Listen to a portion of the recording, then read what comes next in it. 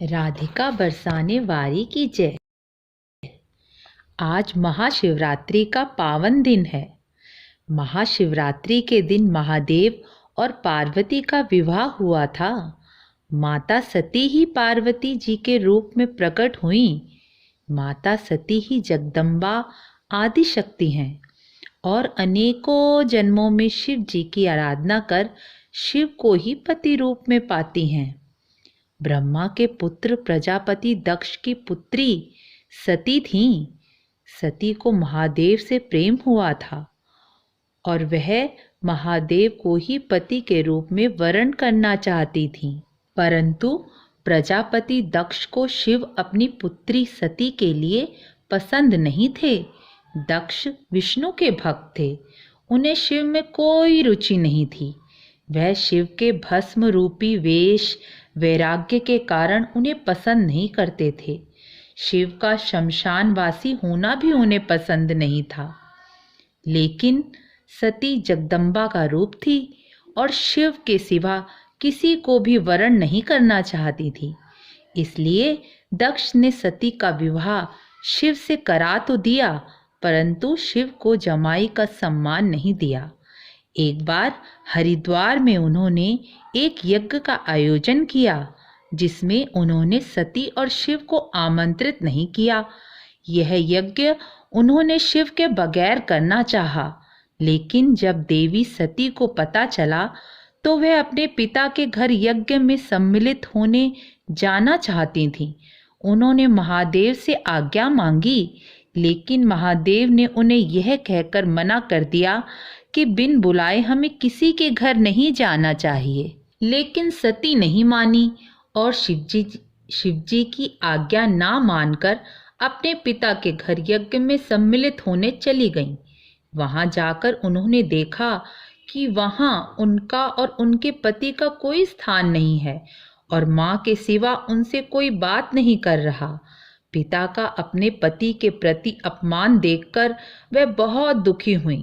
यह सोचकर कि जिस पति की आज्ञा ना मानकर मैं अपने पिता के घर आई, उन महादेव का अपमान देखकर मैं इस शरीर से महादेव के सम्मुख नहीं जाऊंगी।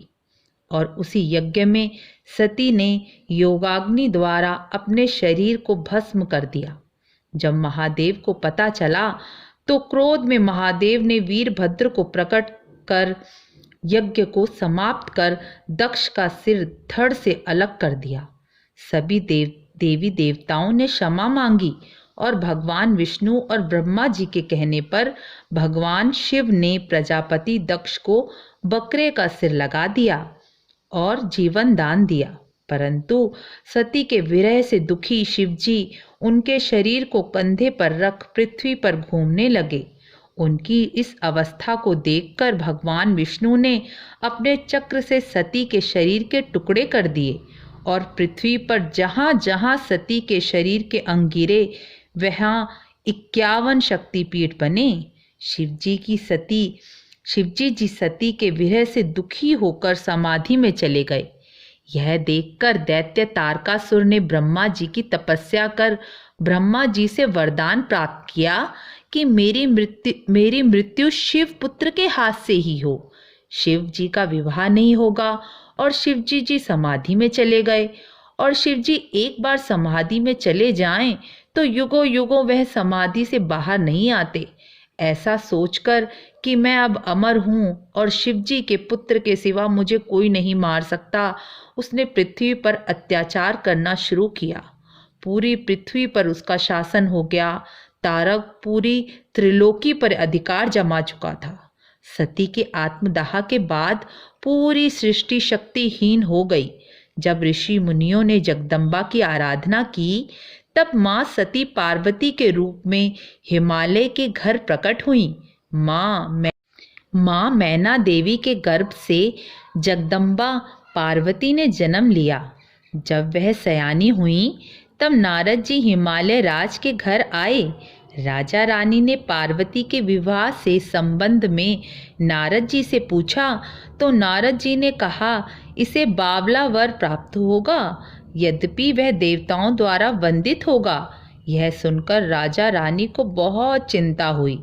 नारद जी ने इस दोष को दूर करने के लिए शिव की उपासना करने का उपदेश दिया। पार्वती जी शिव जी की उपासना में लग गईं। जब पार्वती जी के सौंदर्य का कोई प्रभाव शिव पर नहीं पड़ा, तब देवताओं ने कामदेव को शिवजी की समाधि भंग करने के लिए कहा, परंतु शिवजी ने कामदेव को भी भस्म कर दिया। परंतु पार्वती जी ने अपनी साधना नहीं छोड़ी। पार्वती कंद मूल छोड़कर बेल पत्ते खाने लगी। फिर उन्होंने उनको भी छोड़ दिया। तब उनके प्रेम की परीक्षा लेने के लिए शिवजी ने बटु का वेश धारण कर पार्वती जी की परीक्षा ली और पार्वती से कहा, शिव भिक्षा मांगकर खाते हैं, शमशान में रहते हैं, भूत पिशाच प्रेत उनके अनुचर हैं, ऐसे वर से तुम्हें क्या सुख प्राप्त होगा।